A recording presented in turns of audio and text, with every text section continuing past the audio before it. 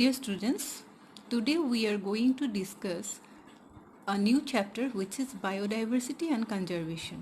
It is chapter 15. অসমীয়াত ইয়াক কোৱা হয় জৈৱ বিচিত্ৰতা আৰু ইয়াৰ সংৰক্ষণ. So we all are familiar with the term biodiversity, and conservation means preservation, how to preserve. So in this chapter we will discuss what is biodiversity and how it is conserved. অসমীয়াতকৈ জৈৱ বিচিত্ৰতা আৰু ইয়াৰ সংৰক্ষণ. জৈৱ বিচিত্ৰতা মানেনো কি? আমি সকলোৱে এই শব্দটো শুনি আহিছোঁ আৰু ইয়াক কেনেকৈ সংৰক্ষণ কৰিব পাৰি বা সংৰক্ষণ কৰিব লাগে সেইটোৱে আমি এই চেপ্টাৰটোত ডিছকাছ কৰিম. চ' জৈৱ বৈচিত্ৰতা অৰ biodiversity, what is it? Variations of vast array of species of different organisms occurring on the earth is the biodiversity.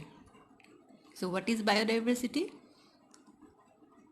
Different types of species of animal and plant that is present in the earth constitute the biodiversity. So bio and diversity. Diverse means different, wide range, and bio means living. So different species or different organisms present in a particular area, in a particular ecosystem, or in a particular biome constitute biodiversity. Or in other words, we can say all the living organism and their natural ecosystem constitute biodiversity. That means in a natural ecosystem, the living organisms present constitute biodiversity. এটা natural ইক'চিষ্টেমত থকা গোটেইবোৰ জীৱ মানে plant আৰু animal, চ' সেইখিনিয়ে এটা biodiversity গঠন কৰে. So' here the term organisms include plants, animals, fungi and microorganisms. ইয়াতে অৰ্গেনিজিম শব্দটোৱে কি বুজাইছে? প্লান্ট, এনিমেল, ফাঞ্জাই আৰু মাইক্ৰ' অৰ্গেনিজিম. চ' গোটেইবোৰকে একলগ কৰি পেলাই এটা বায়'ডাইভাৰ্চিটি গঠন হয়. So the term was coined by W.G. Rosen in the year 1985. So এই টাৰ্মটো ফাৰ্ষ্ট কোনে দিছিলে? W.G. Rosen in the year 1985, and it was popularized by sociobiologist Edward Wilson. Now, there are innumerable variety of organisms on this world. For example, in a forest, different types of herbs, shrubs, climbers, trees, insects, worms, reptiles, then different types of birds, mammals, then again fungi and microorganisms. So all are present in a forest ecosystem. And in another habitat like pond or lake, river, ocean, etc. So there are also many types of microorganisms, then fishes, different aquatic plants, and other aquatic animals are also present. So organisms differ not only in their habitats, morphology and anatomy, but also in their genetic constitution. In fact, we can say biodiversity surrounds the complete range of plants, then animals, different fungi and microorganisms. Microorganisms like protists, bacteria, virus.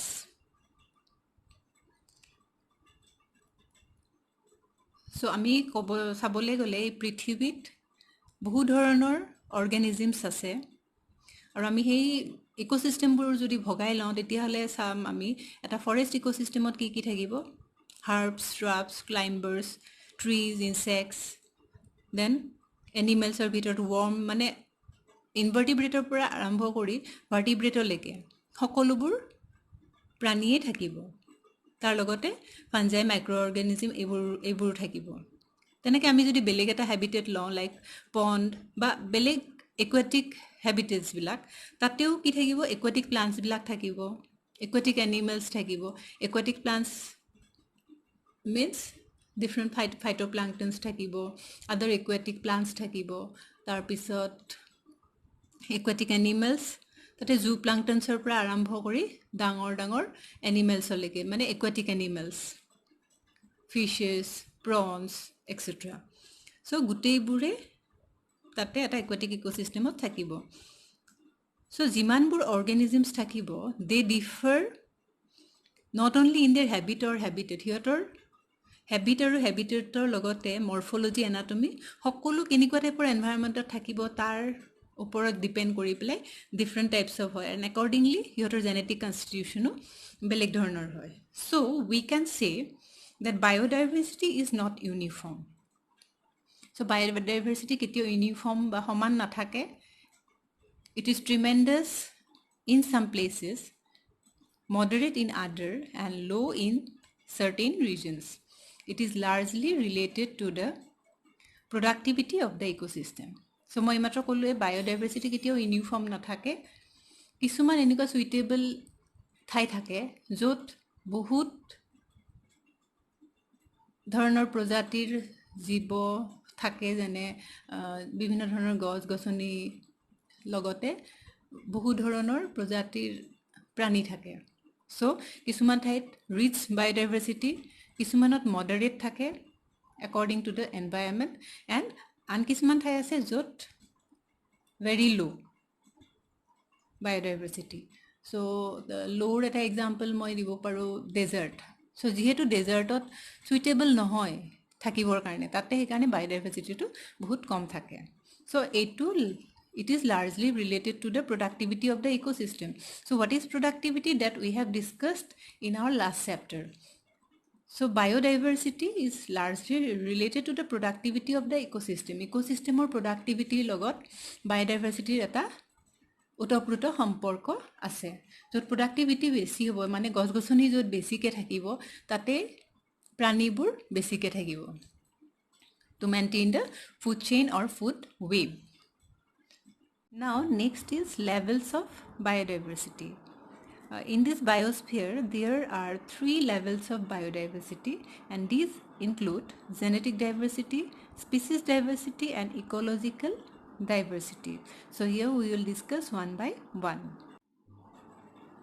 So first one is genetic diversity.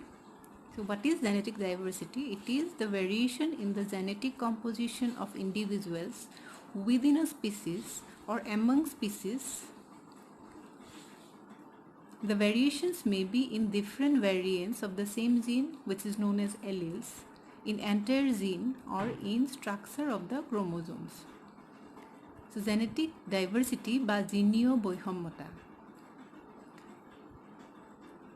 so কেতিয়াবা কি হয় এটা প্ৰজাতিৰ ইণ্ডিভিজুৱেলছবিলাক বা জীৱবিলাক বা প্ৰাণীবিলাকৰ মাজত সিহঁতৰ জিনৰ যিটো কম্পজিশ্যন থাকে বা জিনৰ যিটো গঠন থাকে সেইটোত কেতিয়াবা চেঞ্জ হয় বা বহুতকেইটা প্ৰজাতিৰ মাজত সিহঁতৰ জিনীয় বৈষম্যতাৰ কাৰণে জিনবোৰ চেঞ্জ হৈ যোৱাৰ কাৰণে বা জিনৰ পৰিৱৰ্তন হোৱাৰ কাৰণে কিছুমান চেঞ্জেছ হয় সিহঁতৰ and this leads to genetic diversity so' এই পৰিৱৰ্তনবোৰ কেনেকুৱা হ'ব পাৰে এই পৰিৱৰ্তনবোৰ এটা জিনত হ'ব পাৰে যাক আমি এলিল বুলি কওঁ গোটেই জিনটোত হ'ব পাৰে বা ক্ৰম'জমৰ যিটো গঠন বা ষ্ট্ৰাকচাৰ সেইটোত হ'ব পাৰে so' now what is gene what is allele or what is the structure of the chromosomes that you have studied already but in class 12 also in the chapter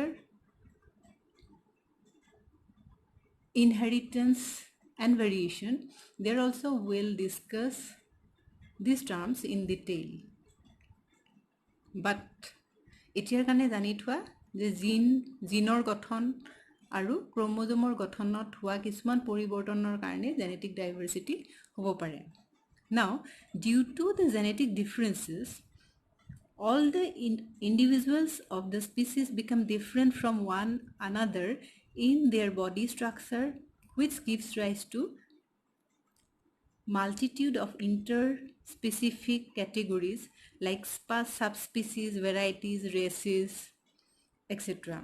So এইখিনিৰ মিনিংটো মই কৈ দিছোঁ এই জিনীয় বৈষম্যতাৰ কাৰণে or due to these genetic changes the structure or the morphology, then the appearance, the behavior, the quality of the organism may change. So এই জিনৰ বৈষম্যতাৰ কাৰণে যিটো ইণ্ডিভিজুৱেল তাৰ ষ্ট্ৰাকচাৰ সি দেখিবলৈ কেনেকুৱা সেইটো চেঞ্জ হ'ব পাৰে, তাৰ কেৰেক্টাৰ্ছবোৰ চেঞ্জ হ'ব পাৰে, দেন সিহঁতৰ মৰ্ফলজিবোৰ, তাৰ কোৱালিটিবোৰ গোটেইবোৰ পৰিৱৰ্তন হ'ব পাৰে. ফৰ এক্সাম্পল এটা চিম্পল এক্সাম্পল দিছোঁ. There are more than 50,000 genetically different strains of rice and 1,000 varieties of mango in India. So ইণ্ডিয়াতে আমি যদি চাওঁ আমি নিজে জনাৰ ভিতৰতে চাউলৰ টাইপছবোৰ, ধান আমি যিটো ভাত খাওঁ, ভাত সদায়তো একেধৰণৰ নাখাওঁ, কেতিয়াবা জহা চাউল, কেতিয়াবা আইজোং, দেন বাসমতি চাউল, বেলেগ বেলেগ ভেৰাইটিৰ চাউলবোৰ আমি খাওঁ. তেনেকৈ টোটেল কাউণ্ট হিচাপে 50,000 ভেৰাইটিজ অফ ৰাইচ আৰু আম এতিয়া বজাৰত এভেইলেবল. চ' আমৰে 1000টা বেলেগ বেলেগ প্ৰজাতি বা টাইপ এতিয়ালৈকে বিচাৰি উলিওৱা হৈছে. So' these are due to genetic diversity. সিহঁতৰ মাজত কিছুমান জিনীয় বৈষম্যতাৰ কাৰণে এই চেঞ্জেছবোৰ পায় আৰু সিহঁতৰ ভেৰাইটিবোৰ চেঞ্জ হৈ যায়. So' this is the example of genetic diversity. Now next is species diversity. Species বুলি কোৱাৰ লগে লগে আমি জানো যে প্ৰজাতিগত বৈষম্যতা. So what is species diversity? Species diversity pertains to the variety of species present in a particular area or ecosystem.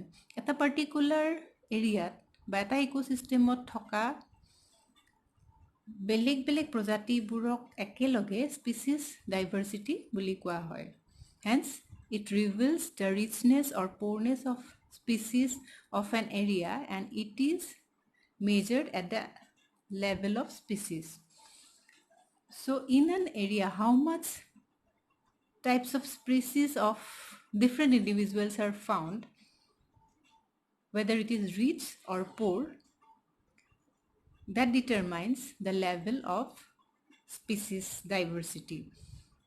So এটা এৰিয়াত কিমানখিনি প্ৰজাতিৰ স্পিচিছ আছে সেইটোৰ ওপৰতে সেইটো প্ৰজাতিৰ ফালৰ পৰা ধনী নে দুখীয়া সেইটো লেভেলটো ডিটাৰমাইন কৰে. এক্সাম্পল দিছোঁ স্পিচিছ ডাইভাৰ্চিটিত potato, then brinjal. So these belong to the same genus Solanum. So potato কি হয় Solanum tuberosum আৰু ব্ৰিঞ্জলৰ scientific name Solanum melongena. So these belong to the same genus Solanum but they differ at the species level. So potato আৰু ব্ৰিঞ্জল দুইটাই দেখিবলৈ বেলেগ বেলেগ, বাট সিহঁতৰ জেনাছটো একে হয়. যদিও জেনাছটো একে, স্পিচিছটো বেলেগ হোৱাৰ কাৰণে সিহঁতৰ quality, then taste, everything changes. So this leads to species diversity. Third is ecosystem diversity. Ecosystem diversity নামটোৰ পৰা আমি গম পাওঁ it is related to ecosystem. It refers to the diversity of ecosystems and habitats. For example, terrestrial and aquatic ecosystem. So worldত কিমানখিনি ecosystem আছে বা কিমান habitat আছে সেইটোকে ইকোসিস্টেম ডাইভাৰ্চিটিয়ে বুজায়. এক্সাম্পল হিচাপে আমি দিব পাৰোঁ টেৰেষ্ট্ৰিয়েল বা aquatic ecosystem. Now, ecosystem varies depending upon topography, climate, latitude and longitude position on earth. So ecosystem to কিহৰ ওপৰত ডিপেন্ড কৰিব, ইক'চিষ্টেমটো ডিপেন্ড কৰিব কোনটো পজিশ্যন আৰ্থৰ কোনটো পজিশ্যনত থাকিব, ক্লাইমেটটো কেনেকুৱা হ'ব, তাৰ লেটিটিউড লংগিটিউড এই গোটেইখিনিৰ ওপৰত ডিপেন্ড কৰিব. চ' একৰ্ডিংলি সেইবিলাকক আমি বেলেগ বেলেগ ভাগত ভগাইছোঁ, লাইক টুন্ড্ৰা, আলপাইন এনেকুৱা. চ' যিমানে আমি ইকুৱেটৰৰ পৰা ওপৰ ফাললৈকে গৈ থাকিম সিমানে কি হয়, ৱেডাৰটো ঠাণ্ডা হৈ যায়. So from equator to the poles, the temperature goes down. And just opposite of that, if we come from pole towards the equator, the temperature rises. And accordingly, the species diversity varies.